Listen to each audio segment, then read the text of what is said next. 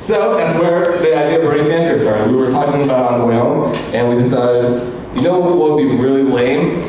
If we totally made the acronym of the convention BFF. And I was like, that is so lame, let's do it. And on top of that, it was Brony Fan Fair, and the whole double blow of fanfare and fan fair. Wow, I can't believe how lame we totally were. But you guys like it, right? Well, look at it up, man. Now. Look at your first year.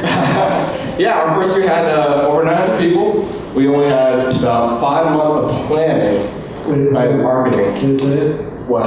It's over 900. Not the same, but it's close. Yeah, No.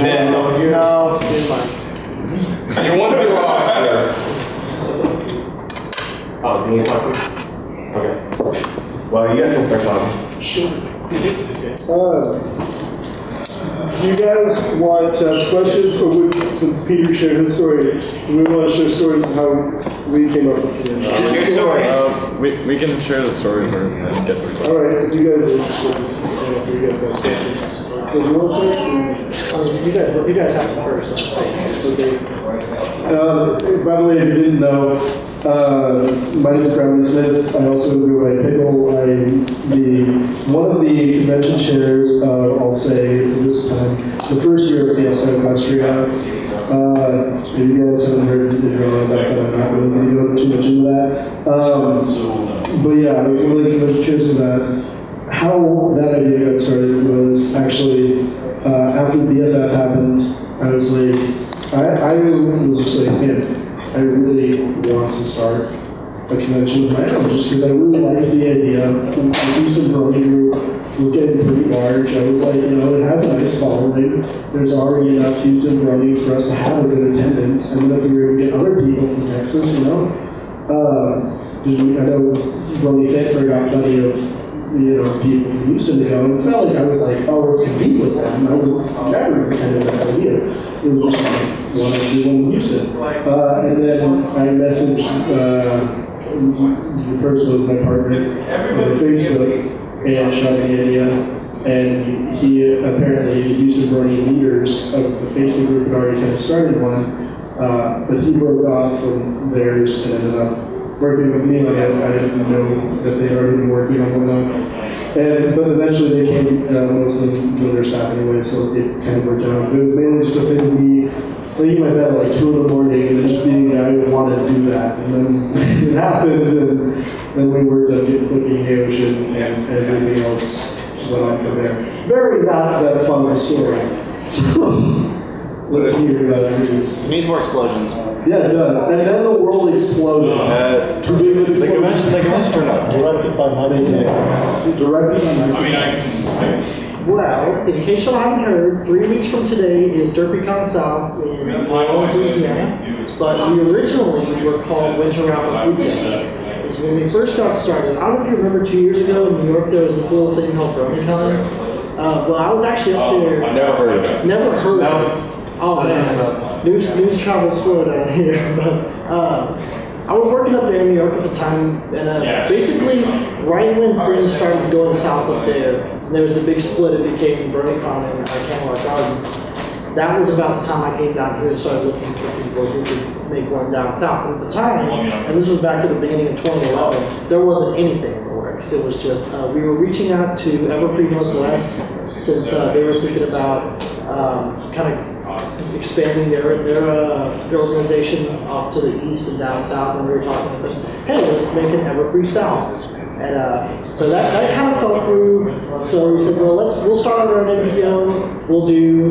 We got all that together around June of last year, and we had Winter Wrap-Up Weekend. It was going to be in March, like right at the end of winter. It was going to be perfect. But something happened with the venue. We lost communication with the guys we were going to use. We had to move back to October,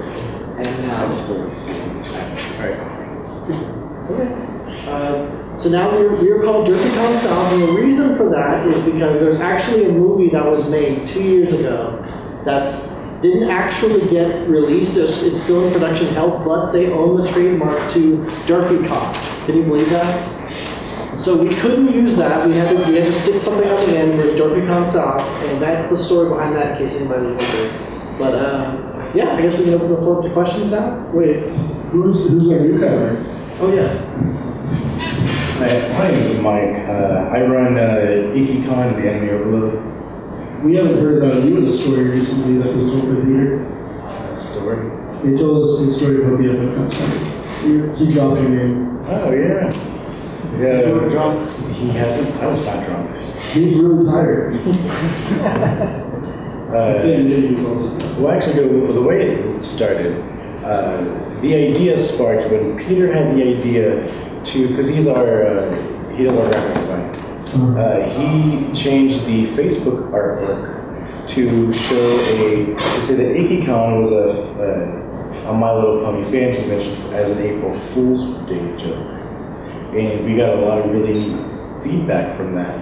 And so that sparked an idea in me, and then we went to Anime Matsuri and we were promoting, and every single My Little Pony panel that they had there kept having to get removed from their spots because they couldn't fit in rooms from what I was being told. And I was like, well, maybe there's something there.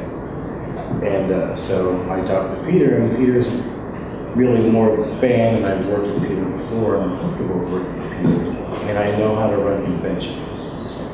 Who's that? I remember that story. Those are crazy lines. Like, they would have gigantic hallways, and the lines with bronies would just be like going around the hallway, and then we'd have a staff member volunteer, so we'd come over and just look at it and be like, we're gonna have to move you guys. There's like 100 seats in there. There's like 3,000 of you, just an army of bronies wanting to get into this room. So it was crazy. But yeah, this is a Q&A, so if any of you guys have any questions for us. Literally just found out about this. I walked out there and was like, Peter, why am I not on this panel? And was Peter like, we'll go into that panel? So it was like, we'll go, and I was like, damn right, I'm stealing this panel. Questions? It is a Q&A. Yes. What's the most, I guess, sporadic or most unexpected thing that happened during your con planning? I mean, just, I guess... Cosplayers. Cosplayers? Like, the drama that comes with cosplayers is entirely, like, it's... Silence! Like, I don't want to say cosplay is ridiculous, but the drama is ridiculous. Entirely ridiculous. Like, either they don't agree with the rules, or they don't like what people are saying, and I don't. It's insane. Like, I don't really see any cosplayers, mostly because of the cosplay shows. Yeah, contest is going on. Why do the cosplayers do a cosplay show? No. Anyways, those are people insane. They hate each other. They're all friends.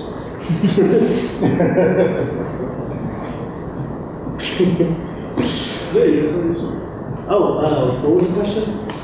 Most unexpected thing? Oh yeah. Oh gosh, there's so many.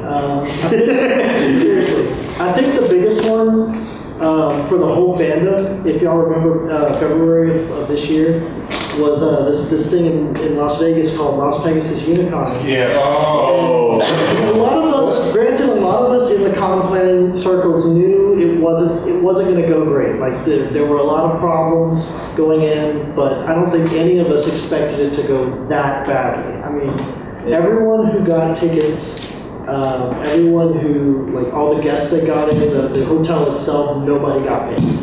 And like a lot of people were just out a lot of money. If it weren't for Las Pegasus, I mean, that was something that really, this family came together and just did something really incredible. So that was the second really unexpected thing, but that one was good. So the Unicon, do we have any survivors? Anyone here? No, but I've heard. I know somebody. I've heard the stories, and from what I've gathered, it tanked worse than the Titanic. I mean, it's the kind of thing, though, that, I mean, really the big thing, though, to take out of that from the con planning side is the aftermath. Now, what's happened with the agents, the negotiations are a little bit harder. We have to offer a little bit more. We have to be careful about making sure that everybody feels secure in pre-registering. They feel secure about getting a hotel. So it's a little harder to raise money than it was before UniCon happened. And, yes and no. I mean, it really depends on who you're talking to and such. Though, with that being said, experience really says a lot. I was talking to one of the agents out of Canada who represents a few actors and a lot of other actors, like serious actors and such. And she brought up that incident, she brought up whatever. And I know my way around words that they need to hear or understand, and she was willing to waive all of the fees that they had come up with because of the experience that I clearly had. So when you're dealing with someone who, okay, like for instance, I don't know if you're familiar with the convention. I primarily deal with anime conventions. There was a convention in Fort Worth called YuleCon. And I wanted a piece of that market a long, long time ago. And all of a sudden YuleCon happened, and I'm not a D-bag, so I didn't start up like a rival con or anything. I just waited for it to die because I knew he was an awful organizer. What surprised me was how bad. When I walked into a venue that he had used before, I walked in and I explained that what I wanted to do, and before they could even hear anything else, they said no. I'm sorry, we don't accept those events anymore. And I told them, well, let me tell you that I'm a little bit different. And they were like, well, all right, well, convince us. And so I let her know that the way we're different is not only do I have experience, but I have paid every single venue. The venue to this day has not been paid by their last event. So I explained what I do for a living, and I run multiple conventions. I've started multiple conventions, including this one. And I've turned them to a very lucrative business. Like, conventions is what I do for, and I make a pretty decent living at it. And so I kind of wrote down what I do and how I do it, and I even I gave her my credentials. I gave her not only that, but my history. I told her to call every single venue I've ever used, which was about 10 different venues, and they said that they matched everything I said. They showed that I picked up all the rooms that I had, and then some. Like my first year at VickyCon was ridiculous. We booked not only that hotel, but the surrounding 6 hotels. So, and they weren't even block hotels. So people literally just found the nearest place. Anyways, so when she came back to me, she was really impressed, and so she went from immediately telling me no to giving me a contract that day.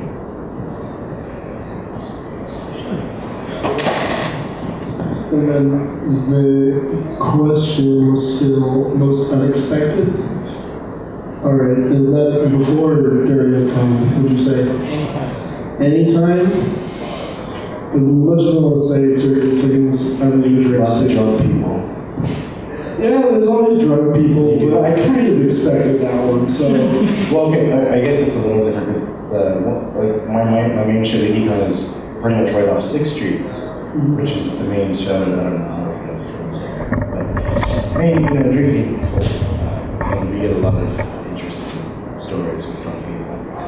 A lot of which aren't actually attendees, they just stumble in. But, like people falling asleep on the toilet, etc. I don't have to deal with any toilet sleepers, but Good time. most unexpected thing. I probably would just have to say that I guess kind of how much I personally matured from just running the convention. You can't tell, you can't deal. I'm only 18, and I started out the idea of Fiesta Industry when I was 17, so I wasn't even out of high school yet. Which, I've had to talk with a lot of guys. Like, I was thinking when I came with Canadians. Oh, yeah. I feel like I'm happy you can relate. You've been doing this for a while, so it's like, I've been able to learn a lot from the people that have a lot of experience, and from people that have done other Brony conventions and has experience, as we talked about with the concept of that, you can learn from other mistakes, and I've been able to, just getting into it, I've learned a lot just from all the hands-on business with it. So I'm sure this might tell people, don't let age be a thing that kind of keeps you. Would you? Yes and no. It really depends on the person. If they can't separate, real world from business or personal life, or even just when it comes to funding. Also, the show that I work with pretty closely, I co-run this show, and when we take the books every single year, there's a list of expenditures that have to be, because when it comes back to it, the profit is split. Yeah. I mean, some goes back to the convention, some goes to the organizers, and my cut was always fairly larger because I didn't spend any of it. Basically, I didn't spend it on things like McDonald's and things like that. And I've seen that it's really hard to separate it, like I said, sometimes. When you need the money, it's right there. And you think, well, $100 here and $100 there isn't going to be anything. But by the end of it, you've spent like $20,000. Yeah. So yeah, that answered the question. Do you have any other? Zombie Peter back. Hello, Zombie Peter. Oh God, he's out. Wait. He's got okay. I got a seat for you. Peter, we were asked the question, what was the most unexpected thing that happened during the planning or during the actual con? Imagine people showed up last year. That's the most surprising thing. Yeah, people showed up. We were like 200 people, we'll be good. No. This year it's like, oh man, I really hope people show up. I really hope more people show up. Well, one thing that I actually got over very recently, very recently, and other people don't have this issue. Peter experienced this issue of, some people might not know this, is sometimes when you have a hotel wedding, you have to promise to book your hotel rooms. And sometimes, for me, I'm always afraid we're not going to book those rooms. We're not going to book those rooms. Like for IndieCon, every year we overbook those rooms. Like there's almost no reason for me to worry anymore, but I still do. Thursday to summer. Thursday to summer. Yeah, I mean, there's no safe in worrying about it regardless. It happened or not, but it's definitely something that can cause me an ulcer. So, Didn't it cause you an ulcer? First year. Another question to ask. This was a Q&A. You all should have expected. You guys are the Q's. Yes. Just from the very beginning, how did you get the ideas for the conventions? Like, we've already heard their stories. Yeah, I told them the I heard my story.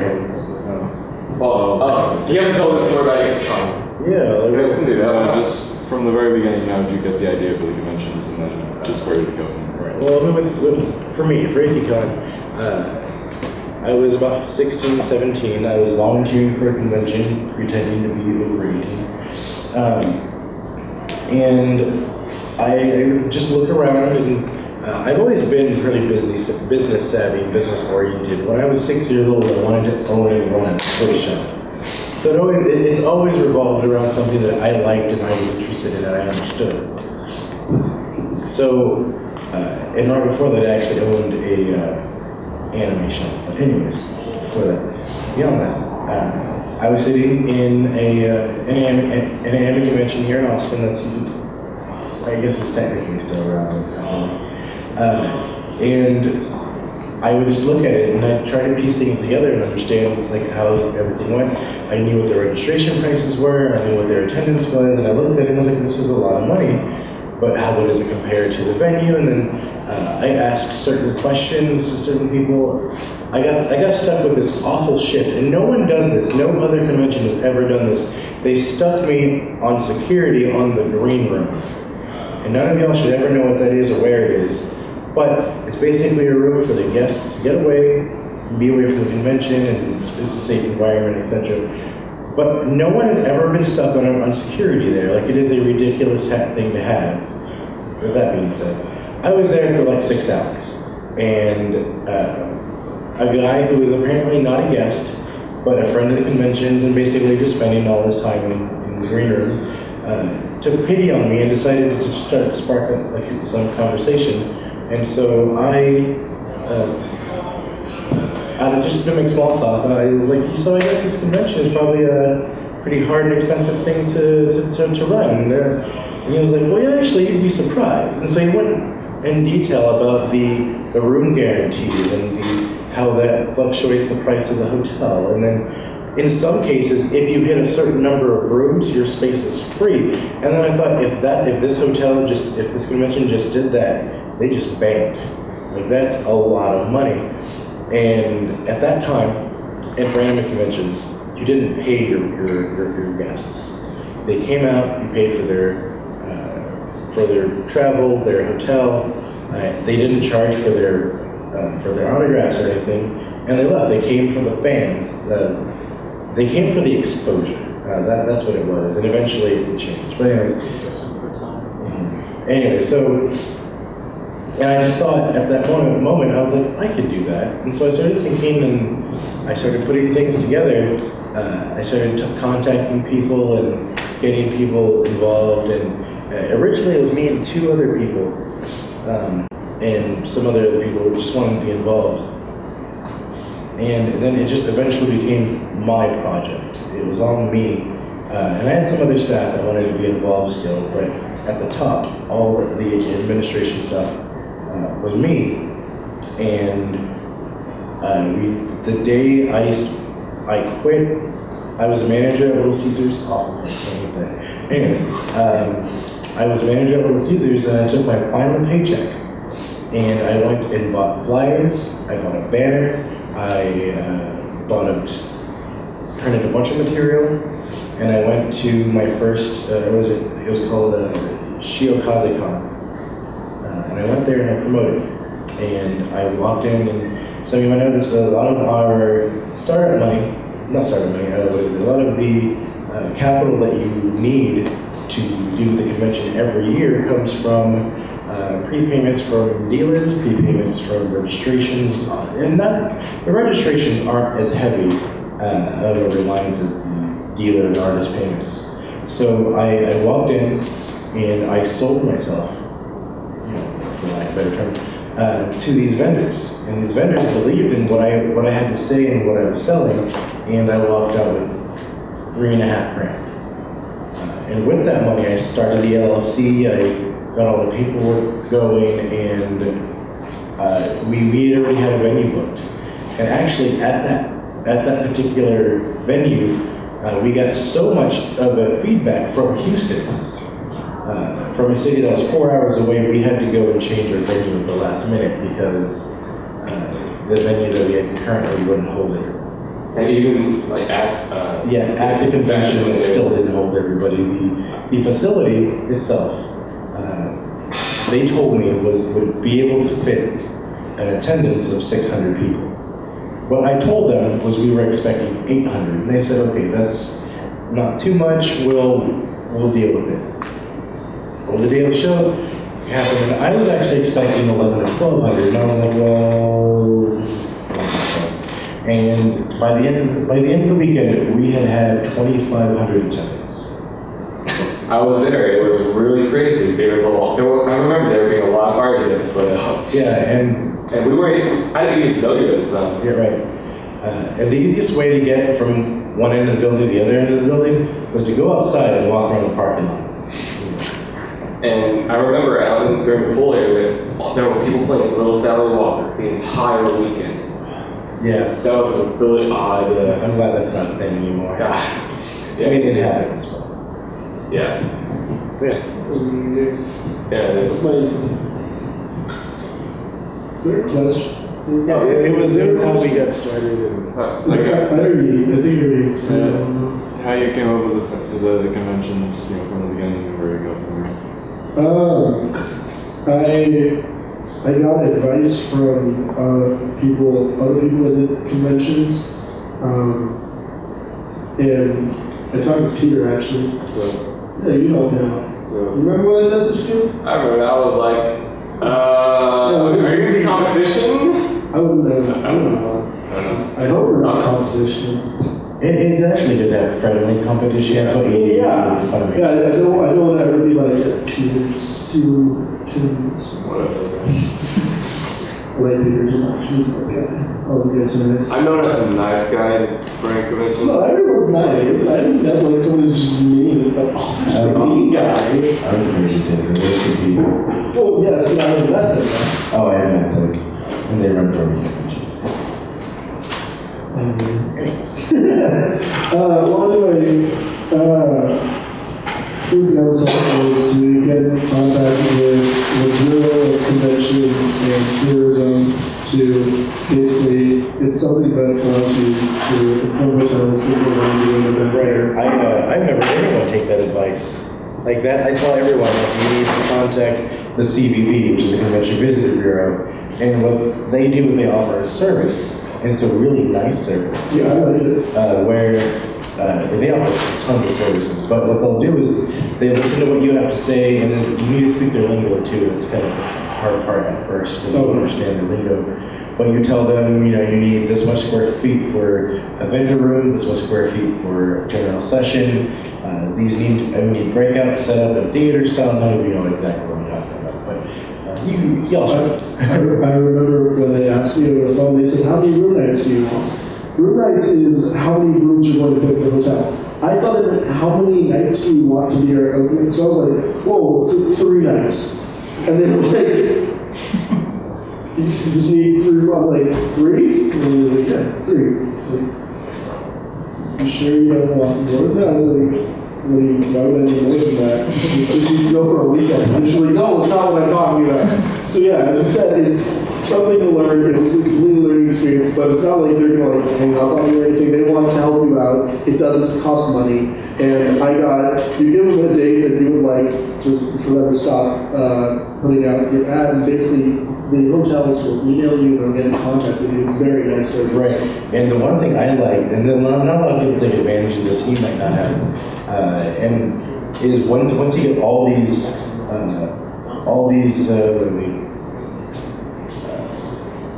what's the word? You send me this packet. We want over here. Anyways, they send you these requests. RFP? Well, there's that. That's different. Anyways, they send you all these packets of, we want you to join, or we want you to come be here, and they give you what they offer, all these different things, and what you do is you take your favorite ones, and maybe even one that's off the wall, it's ridiculously expensive, and you try to get them, you lowball them, and you get it to where you want it, and then you have all these in front of you, and you say, you go to this guy and say, well, this guy's offering me this. What are you going to offer me? And you get down exactly what you want. I learned that out after the fact. So, like right now, like for IckyCon, I won't give you numbers, but we'll just give you fake numbers. Let's say it costs $100,000 to do IckyCon 1 year. Very nice, actually. No, that's awful. Okay, I'll give you real numbers. Well, you don't have to. It costs $80,000 to do the first IckyCon at the Hilton.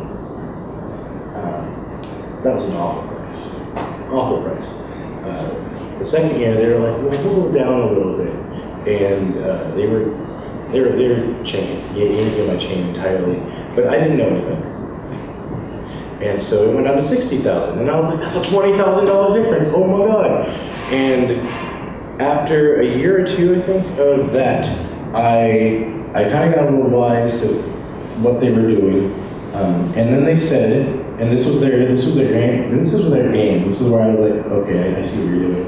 They said, okay, well now that we're done with this contract, we're going to have to increase the room rent. And I was like, okay, it's going to be $109,000. That's a big jump. Yeah.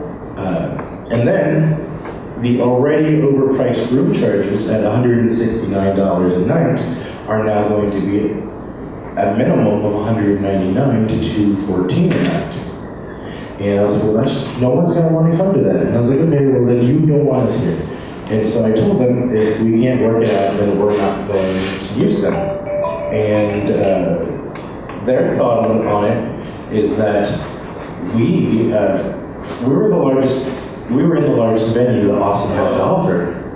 And they said, well, you can't go anywhere else unless you want to go to the convention center, and their prices are ridiculous. And so I said, well, watch me. And so what we did, and if any of you went to EconCon 6th year, you'll know that our main event was outside in a tent. And what that was me trying, like I said, we were at the largest hotel. We went down to a mid-sized hotel. And this was my game plan. My game plan was to show them what they lost.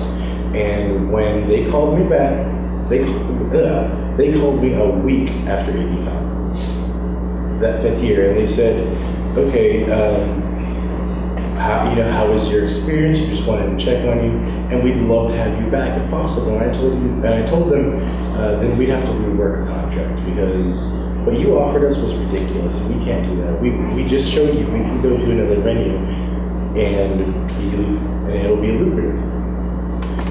And so I said, fine. And so we sat down, we renegotiated, and I got them to agree to a 3-year contract with basically the exact, after all the costs, like I said, of the $10,000 hotel, it came out to about 20 grand, 25 to make that hotel look bigger than it was. And so what I got them to do was, for a 3-year contract, I got a $25,000 venue guarantee. So I knocked down a 60 to 40,000 venue to 25 grand. And with a convention my size, that's not too much.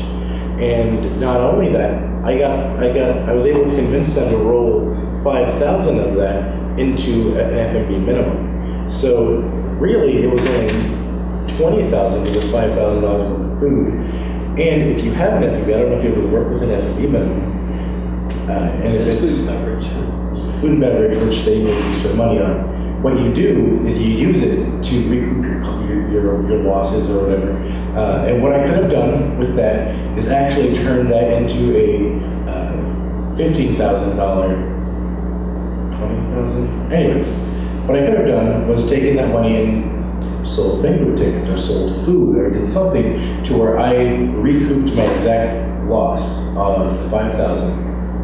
And then I profited on it too. So not only did I make that, I could make that 5,000 disappear, I could make an additional 5,000 disappear onto the room budget. So that would have been great for me. But what I did was I decided to not spend money on feeding the staff, which is sometimes can be a little difficult. I have them take care of it. So now in my head, my venue costs 25 grand, and I get this free food. Which I was able to make a really nice after party with a turducken. It was amazing. And such, I impressed people. I got the whiff of sponsors. I got more people involved.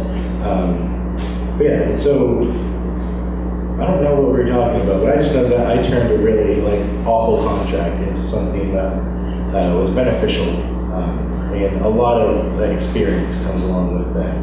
And if I would have known now what I know then, I would not. I have a lot more. How we go from that was that I mentioned the Bureau of Conventions and Tourism. Yeah, I mean, experience. When you do have a lot of experience, you don't even need the CBB. Though sometimes you do. Sometimes if you're not familiar with the area. Yeah. And sometimes they contact venues that you've never heard of before, but other people have. Mm-hmm. But yeah, definitely if you don't know the area or you don't know the resources that the area has available. Like I've lived in Houston, for years now, but it was I've never been oh yeah, I know which hotel has all this meeting space, and I needed that for the first year I was doing it. it really helps. I might not need it for if I'm doing conventions for years, just because I got my list already for that. I might get another one just to see if I get any new options. But that's always a good thing to help start off. After I did that, I know it was basically just meeting with hotels, going to check out the spaces, what their offers were, what their meeting space was, seeing with all the ideas that I had for my convention, seeing if this meeting space can hold everything, and seeing if the price is worth it for all that space. You know, just kind of hashing out in your head, just a rough draft, not like every little specific thing, just something that you can look at and say, yes, this thing works, this one doesn't, this price doesn't work. You know, you can talk about prices and negotiate with. When it comes to space, if you're like, man, this is really good, it only has one ballroom and one breakout room, you know, I can fit maybe that's from the original room, but there's still like other stuff I need. Then, you know, you have to say, I'm sorry, I can't do this menu, you know, a little bit cheaper.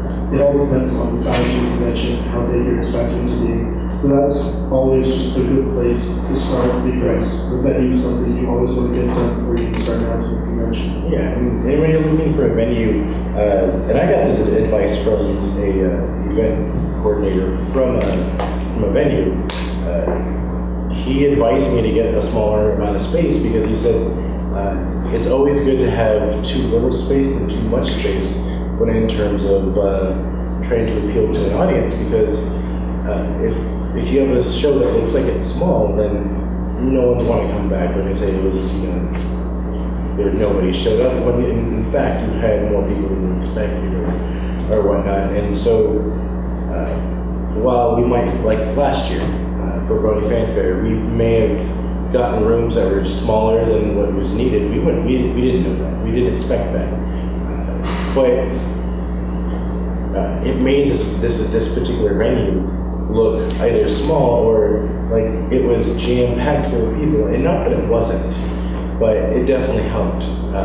It definitely helped convey that, you know, we have everything booked, and we did do a good job of, I feel, of increasing our space. I don't know if Peter might have gone over the double booking this hotel did, but there was issues.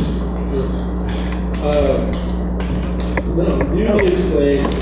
Was there any difference, Chris? Was there anything you wanted to say? In our case, what really drove me to do what we're doing in New Orleans is that well, my background was also in conventions. We were used to these larger events. In fact, the smallest event I'd ever gone to before I got into this fandom was MechaCon, which is still several thousand people. So I figured, okay, well, we don't have as many. You clearly haven't been a Delta teacher.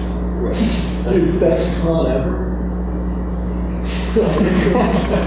Sarcasm. Anywho, so we went up. I mean, I mentioned BronyCon before. Back in September, it was a very small venue, 300 people, and everything worked great. So I thought, oh, so these small conventions can exist. I think we can try and get something regional going in Louisiana. So we kind of tried to follow that model, and we talked to the My Little Pony Fair, which at the time they were in Orlando. This was a couple of years ago. And we are, well, basically it's a little different than what they're doing, since we're looking at just doing the most with what space we have. And we have basically one large room that we're split in half. And we've got, it's very open, it's very like relaxed as far as scheduling. People kind of come and go. It's more of a, it's a more of an intimate event. I've actually worked with venues where we've had to just get a large room and just put everything in there. Pipe and drink works wonders, and if you know how to angle speakers properly, it works. Oh yeah. Wonderful thing. I make it seem like it's more compartmentalized than it is. I want to say I have a question for people here, because there's not a lot of questions. Why is everyone here? To learn like our experiences? Is there anyone that actually wants to go out and do this? Is this?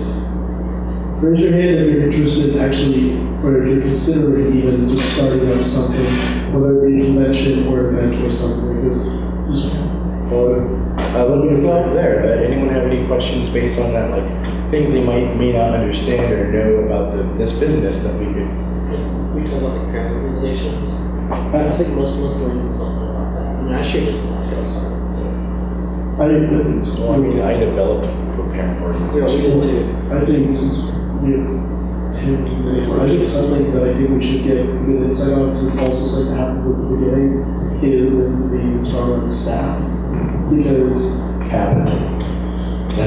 Yeah. In case, I'm sorry, but I'm taking it because I think capital is very important. In case some of you don't understand a lot of the economic terms, capital is what you use to start your company. It's the startup cost. And what you do is you either get money that you saved, built up, or investors. I don't ever think you should get an investor unless you know the person running whatever. But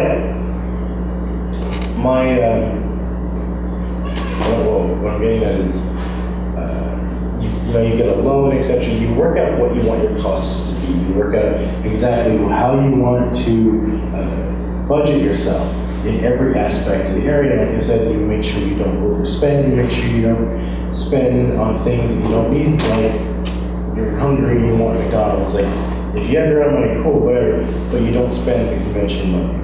You make sure that money is still there. So, like for instance, for a smaller show, I would suggest very, very minimum. You start with 10 grand and you work your way up. Or 15. 15 grand, I believe, is a very mid-range point where you can be very comfortable if you start with 15 grand and you divide it. I mean, like, it's very simple. You figure out how much you want to charge people, and you have $15,000. And let's say you want to charge people an average of $30, which means at max 35, at the very least 25. So you need a minimum of 430 people to show up just to break even. And that's how I start. I figured, can I bring 430 people? And I think, yes, that's definitely something we can do. So then I start breaking it off from there. Well, the dealer's room can make me $6,000 just from dealer payments. Well, now that 15 grand is no longer 15 grand, I have to recoup the cost of, my math's awful, $9,000. Anyways, and then you add in the artists, and then you add in anything else like sponsors if you're lucky enough or knowledgeable enough how to get that, and then any other expenses that you receive. So from there, and then you add on some other things like AV, things like that. I don't know, this is entirely too impressive. Like I was able to get the entire sound for this venue for $450. Well, that's weird. That's Yes. That's for every room? Like, I'll go Yes. down and make it. God, Yeah. I have joint secrets. Oh, I don't mind sharing those, but yeah, and I mean, I was able to get a convention in Florida paid me $4 grand to get their entire budget, and that included getting me there and the equipment. Like I said, knowledge is a lot of how. But so yeah, I mean, you add those things back onto the budget, and then you redo your numbers. All right. So let's say after inviting $2,000 worth of guests, inviting all of that, and let's say you make $5,000 in pre-reg sales, right? So on site, you now have around $6,000 to make up, and you still got $35 average. Now you just need 170 people to show up at the door and give you money. And so when you really look at that, let's say that was the numbers for this venue, right? Last year we had people show up. Last year, I'll tell you this much: we broke even 2 months before the show. So we were already happy. and we thought 200 people were going to show up. That's not too bad. But when 900 people showed up total, which was about 600 people at the door, we were shocked. We were entirely flabbergasted. We were thrown for. We didn't expect this. However, a lot of us are really experienced. We were able to handle it. So yeah, what were you gonna? I guess something I would ask you, we have about 5 minutes left here just for more experienced people.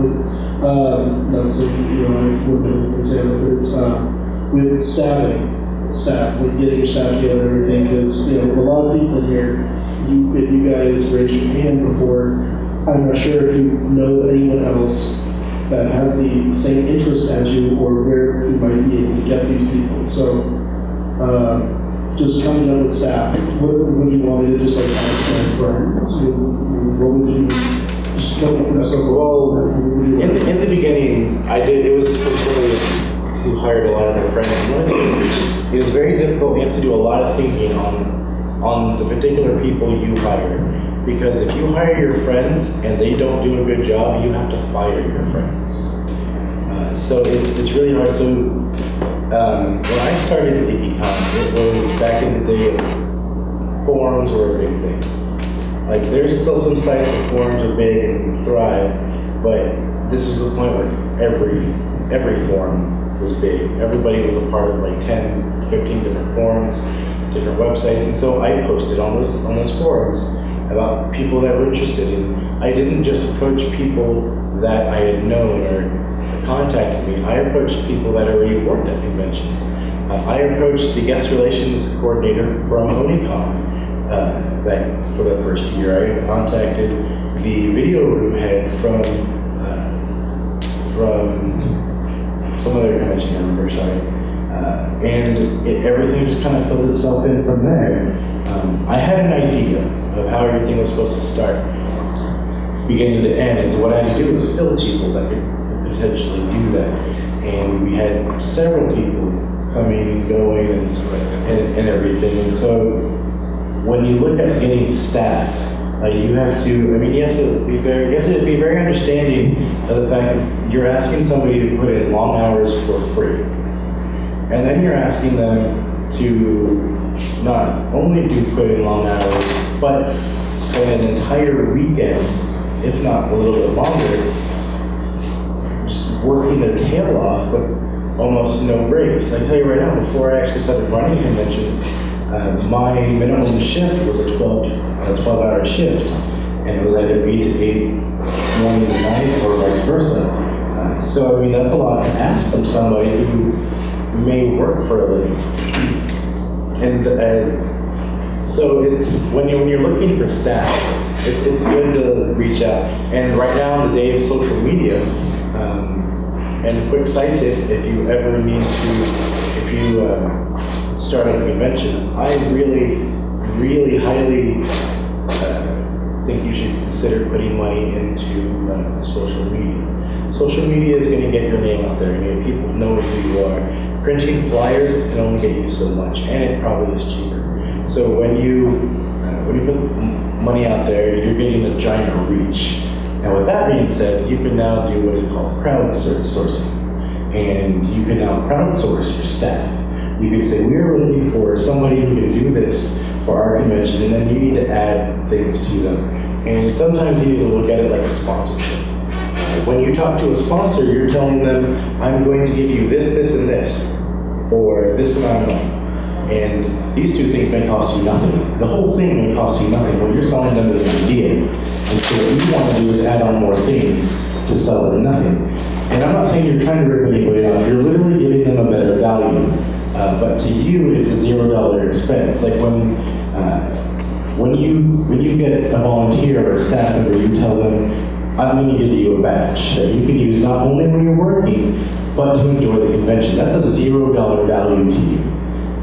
Sort of, it could be like a 15-cent value cost per people, but it's essentially a $0 value. And then you turn it into something that may cost you something.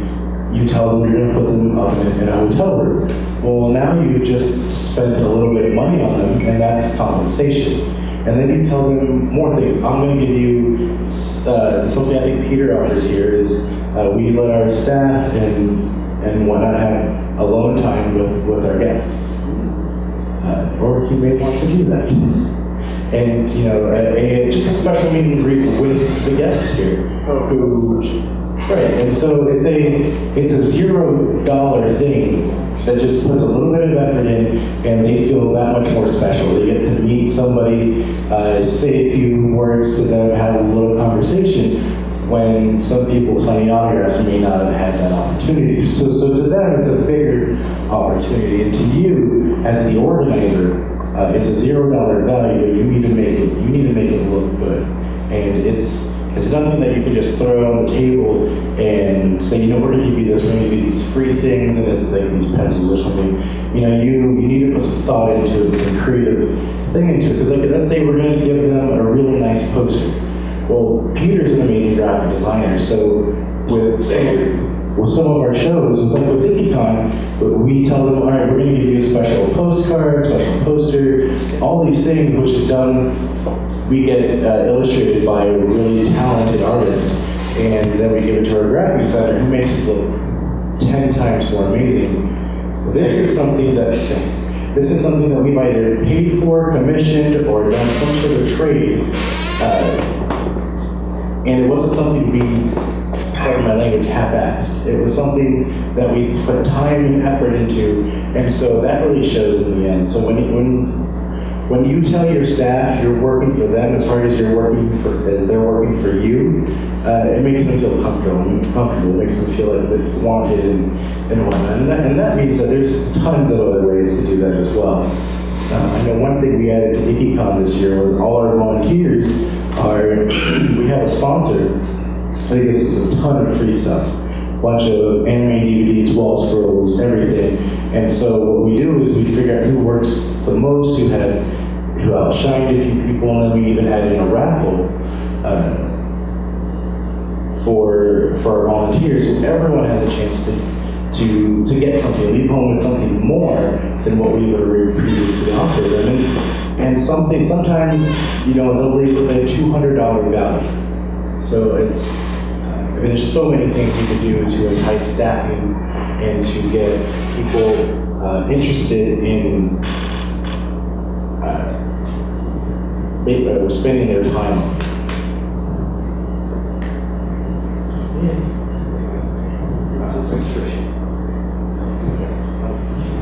Well, guys, it's 6:02 now. Oh, I just came back! So everyone run from Peter. He's going to attack you with the fury of 3 gorillas.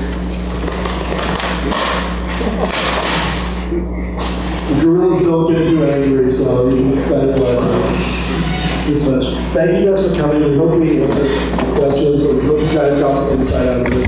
I appreciated it. Yeah, thank you all for coming. No.